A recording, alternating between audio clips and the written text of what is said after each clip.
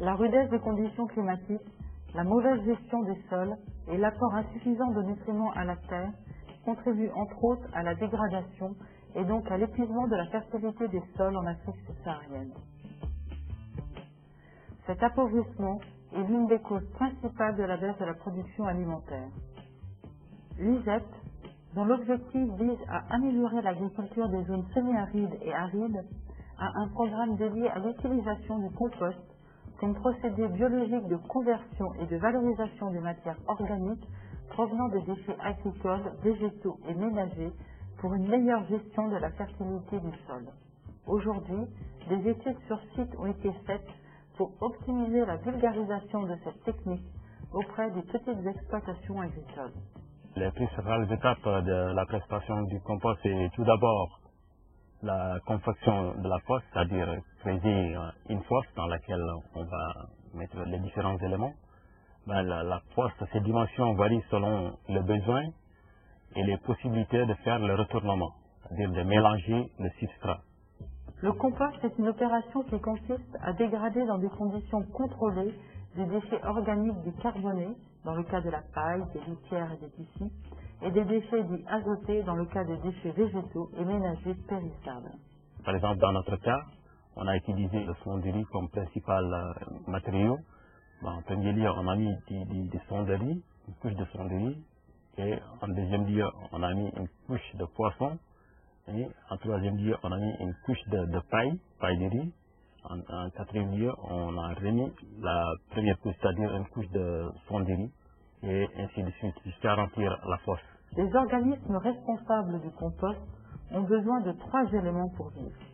De la nourriture équilibrée qu'ils trouvent dans les substrats, de l'air et de l'humidité. Il est donc important de contrôler la teneur en eau dans des proportions déterminées. En général, pour 100 litres de substrat, il faut compter 50 litres d'eau. Après avoir rempli la fosse, donc on doit la fermer avec du plastique noir pour augmenter aussi augmenter les températures du substrat.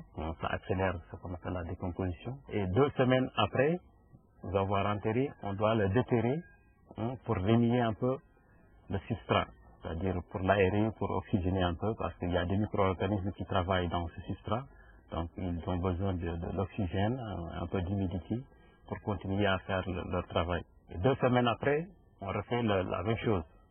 On remet, et puis on humidifie encore le substrat, et puis on met le plastique. Et 1 mois plus tard, notre compost sera prêt à être utilisé.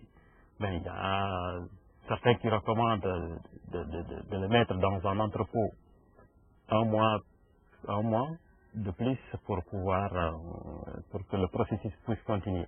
Comme ça, une fois sur les plantes, il sera directement disponible. Les plantes vont commencer à absorber directement. Faire du compost revient à confectionner une terre végétale qui délivre aux racines des plantes de l'azote, du phosphore et tous les éléments nutritifs indispensables à la croissance des végétaux. L'utilisation du compost a bien des avantages. Le compost, je crois que c'est une autre alternative à ces engrais chimiques et c'est nécessaire. C'est nécessaire parce que les engrais chimiques, comme j'avais eu à le dire, sont offensifs dans le sol, ça détruit les micro-organismes.